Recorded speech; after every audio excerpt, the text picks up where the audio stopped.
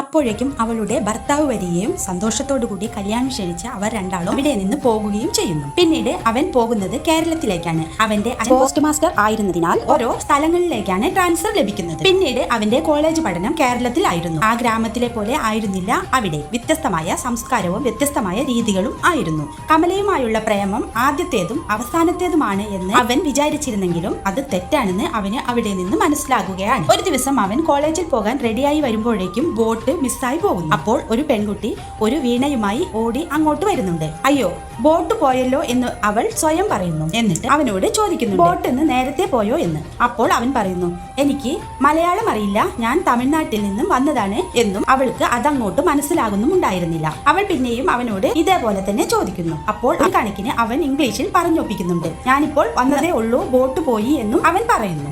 അങ്ങനെ അവൾ ഒരു വഞ്ചിയിൽ കയറുന്നുണ്ട്. വഞ്ചിയിൽ കയറിയിരുന്നുകൊണ്ട് അവൾ അവനോട് ചോദിക്കുന്നു, എങ്ങോട്ടാണ് പോകേണ്ടത്, കോളേജിലേക്കാണോ എന്ന്. അപ്പോൾ അവൻ പറയുന്നു, SP കോളേജിലേക്കാണ് എന്ന്. എന്നാൽ കയറിക്കോളൂ, ഞാനും അങ്ങോട്ടാണ് എന്ന് പറഞ്ഞ് രണ്ടാളും അതിൽ കയറുന്നു. ആ വീണയും പിടിച്ച് അവൾ വഞ്ചിയിൽ ഇരിക്കുമ്പോൾ അവൻ ഒരു ദേവിയുമായി അവളെ സങ്കല്പിക്കുന്നു. അങ്ങനെ തിരിച്ചു പോകാൻ നേരത്തും അവർ വള്ളം കാത്തു നിൽക്കുകയും രണ്ട് വള്ളത്തിലായി കുട്ടികൾ കയറുകയും അവനെ ആരും വെള്ളത്തിൽ കയറ്റുന്നില്ല. അപ്പോൾ അവൾ പറയുന്നു, നിങ്ങൾക്ക് എന്താ അവനെ കൂടെ കയറ്റിയാൽ, നമ്മുടെ കോളേജിൽ പഠിക്കുന്നതല്ലേ എന്ന്. അപ്പോൾ വള്ളത്തിൽ സ്ഥലമില്ല, നിനക്ക് വേണമെങ്കിൽ നിന്റെ വള്ളത്തിൽ കയറ്റിക്കൊള്ളൂ എന്ന്. അപ്പോൾ അവൾ അവനോട് പറയുന്നു, സെന്തിൽ വരൂ, ഈ വള്ളത്തിൽ കയറിക്കൊള്ളൂ എന്ന്. അവൻ അതിൽ കയറുകയും പിള്ളേരെ എല്ലാവരും കൂടെ അവനെ കളിയാക്കുന്നൊക്കെയുണ്ട്. എല്ലാവരും കളിയാക്കിയ ദേഷ്യത്തിന് അവൻ വെള്ളത്തിൽ നിന്നും ആടി മറ്റേ വള്ളത്തിലേക്ക് എത്തി അവരെ എല്ലാവരെയും വെള്ളത്തിലേക്ക് തട്ടിയിടുന്നുണ്ട്.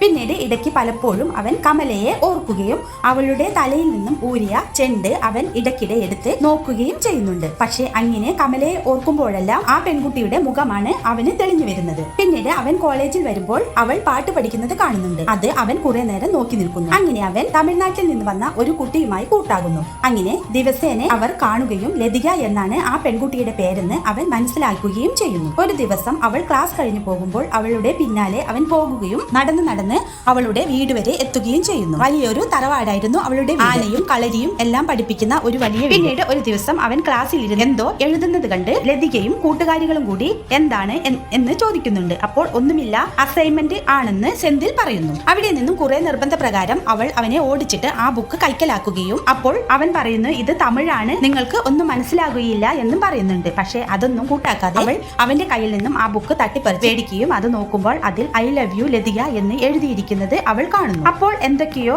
മാസ് ഡയലോഗ് അവൾ പറയുന്നുണ്ട്. പ്രേമം എന്നത് മനസ്സിന്റെ ഉള്ളിൽ നിന്ന് വരേണ്ടതാണ് എന്നെല്ലാം ഡയലോഗ് പറഞ്ഞ് അവൾ ആ ബുക്ക് തിരിച്ചു കൊടുത്തു പോകുന്നു. ഇതിന്റെ നെക്സ്റ്റ് പാർട്ട് കാണാൻ ഒന്ന് സബ് ചെയ്യാൻ മറന്നേക്കല്ലേ.